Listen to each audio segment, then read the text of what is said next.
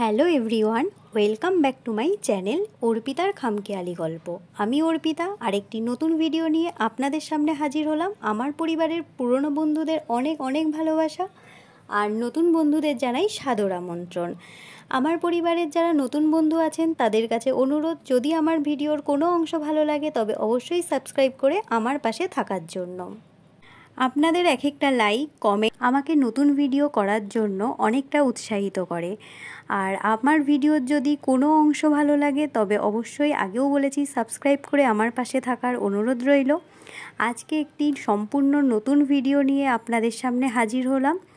আজকে আমরা আসলে একটি জায়গায় ঘুরতে গেছিলাম, তো নতুন একটি আমরা আউটিংয়ে গেছিলাম, তো সেরকমই একটি ভিডিও আপনাদের কাছে আমরা তুলে ধরব। ভিডিওর কোনো অংশ যদি ভালো লাগে তবে অবশ্যই লাইক করবেন এবং কমেন্ট করে জানাবেন আপনাদের আমার ভিডিও কেমন লাগলো। তো চলুন দেখি আজকে আমরা কোথায় গেছি, কিভাবে গেছি, কত টাকা টিকিট মূল্য, তো সম্পূর্ণটাই আপনাদের সাথে শেয়ার করব। আজকে আমাদের গন্তব্য ছিল মিনি জাপান। কলকাতার বুকে এক টুকরো মিনি জাপানের স্বাদ পেতে আমরা আজ চলে গেলাম। ওয়েট, হ্যাঁ জানি আপনাদের মনে অনেক প্রশ্ন ঘুরছে, কিভাবে আমরা গেলাম বা কোথায় বা আছে এই মিনি জাপান, টিকিট মূল্য কেমন, সম্পূর্ণটাই আপনাদের সাথে আজকে শেয়ার করব। সুতরাং স্কিপ না করে আপনারা দেখতে থাকুন। কি মনে হলো? আমার যারা পুরনো বন্ধুরা তারা তো একটু ভয়েস শুনে অবাকই হচ্ছেন যে ভয়েসটা কার। তো আজকে আমি যখন ভয়েস ওভার করছিলাম, আমি আর আমার বন্ধু দুজনে মিলেই আসলে এই ভিডিওটির ভয়েস দিচ্ছিলাম। তো এই জন্য আমি কিছুটা ভয়েস দিয়েছি, আমার বন্ধু কিছুটা ভয়েস দিয়েছে। তো যাই হোক, পুরো বক্তব্য শুনুন আর পুরো ভিডিওটা দেখার অনুরোধ রইল। এবার চলুন পুরো ডিটেলসটা আপনাদের সাথে বলি। ইকো পার্কের 1 নম্বর গেটে টিকিট কাউন্টার রয়েছে, সেখানেই আপনারা 30 টাকা টিকিট কেটে ঢুকে পড়তে পারবেন।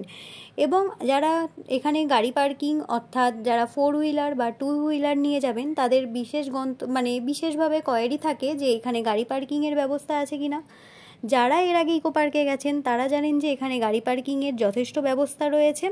তো এখানে 1 নম্বর গেটের এখানে আপনারা টিকিট কাউন্টারের পাশেই গাড়ি পার্কিংয়ের ব্যবস্থা পেয়ে যাবেন। টিকিট কাউন্টারের পাশে গাড়ি পার্কিং করেই আপনারা কিছুটা গেলেই দেখতে পাবেন আইফেল টাওয়ার রয়েছে। তো এই আইফেল টাওয়ার বরাবর আপনারা যদি কিছুটা এগোতে থাকেন তাহলেই কিন্তু আপনারা পেয়ে যাবেন এই ছোট্ট যে মিনি জাপান তার সন্ধান।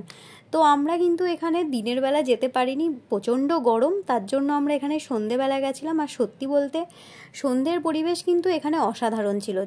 চারিদিকে এত লাইটের ব্যবস্থা আর পুরো পরিবেশটাই অন্যরকম। এর আগে যখন সকালে ইকো পার্কে গেছিলাম পুরো ব্যাপারটা অন্যরকম ছিল, আর এখন মনে হলো পুরো অন্য একটা জায়গায় চলে এসেছি। যাই হোক, পুরো ভিডিওটি দেখুন আর মনে হয় আপনাদেরও ভালো লাগবে, আর আমারও কিন্তু বেশ ভালো লেগেছে ঘুরতে গিয়ে। হ্যাঁ, এবার বলছি এন্ট্রি ফিসের কথা। ইকো পার্কে আপনারা ঢুকতে যে এন্ট্রি ফিস দিয়েছিলেন 30 টাকা, বাস তাতেই হবে। মিনি জাপানে ঢুকতে গেলে কোনো এন্ট্রি ফিস লাগবে না। আচ্ছা, এবার বলি ওপেনিং টাইমিংটা। ওপেনিং টাইমিং হলো যতক্ষণ পর্যন্ত ইকো পার্ক খোলা থাকবে ঠিক ততক্ষণ পর্যন্তই আপনারা সেখানে অনায়াসে ঢুকতে পারেন। তাও একবার বলে, এখানের ওপেনিং টাইম হলো বেলা 12:30 থেকে সন্ধে 8:30 পর্যন্ত। আচ্ছা, সোমবার বাদে আপনারা রোজই ইকো পার্ক খোলা পাবেন। গেট দিয়ে ঢুকেই আপনারা বুদ্ধদেবের একটি মূর্তি দেখতে পাবেন। ঠিক এই বুদ্ধদেবের মূর্তিটির বাদিক বরাবরই আমাদের হেঁটে যেতে হবে। আর সত্যি বলতে সন্ধ্যের আলোতে বেশ ভালো লাগছে, আর বুদ্ধদেবের মূর্তিটি কিন্তু অসাধারণ লাগছে। ব্যাস, এবার বাদিক দিয়ে আপনারা কিছুটা হেঁটে যাবেন। হেঁটে গিয়েই আপনারা কিন্তু দেখতে পাবেন এখানে অনেক ছোট ছোট বুদ্ধ মূর্তি রয়েছে। সেগুলো এখানে বেশ সুন্দরভাবে সাজানো গোছানোভাবেই রয়েছে। আর সত্যি বলতে মিনি জাপান পুরোটি আপনারা যদি ভালো করে একটু ঘুরে দেখেন তো আপনাদের মনে হবে যে ইকো পার্কের ভেতরে একটি ছোট এত সুন্দর একটি নিরিবিলি জায়গা আপনাদের মনে হয় খুবই ভালো লাগবে। তো যাই হোক, আমরা বুদ্ধ মূর্তির বাদিক বরাবর যখন হেঁটে যাচ্ছিলাম তখন আমরা এখানে বেশ কিছু স্মল বুদ্ধাস এর মূর্তি ছোট ছোট দেখতে পেয়েছিলাম, যেগুলো জাপানি উপকথা অনুযায়ী বলা হয় জঙ্গলকে এরা পাহারা দেয়। দিনের বেলা এরা জঙ্গল পাহারা দেয় আর রাতের বেলা এরা নাকি জীবন্ত হয়ে ওঠে।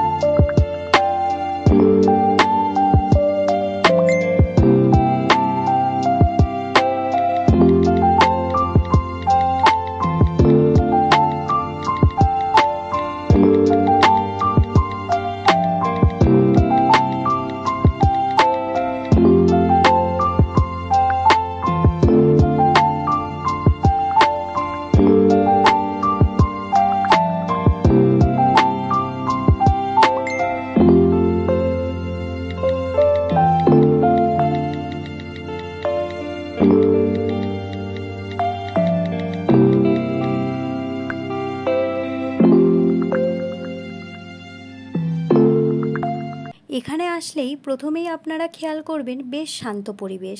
তারপর আমরা মনস্ট্রিটে ঢুকে পড়লাম। এখানে যেই গোল গোল জিনিসগুলো দেখতে পাচ্ছেন এগুলো হলো এখানকার প্রার্থনার জায়গা। আমরা পুরো জায়গাটা এখানে ঘুরে নিলাম।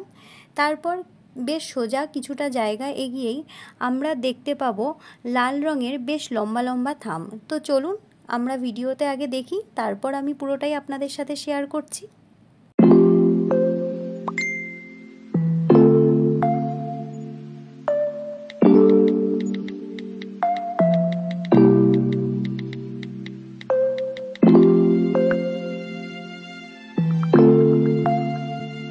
আচ্ছা, আগেই তো বললাম যে লাল রঙের লম্বা লম্বা থাম আমরা দেখতে পাবো। আচ্ছা চলুন এর নাম বলি। এর নাম হচ্ছে সিরিজ অফ স্টোরি। পুরো জায়গাটা কিন্তু আমাদের হেঁটে দেখতে বেশ ভালো লাগছিল।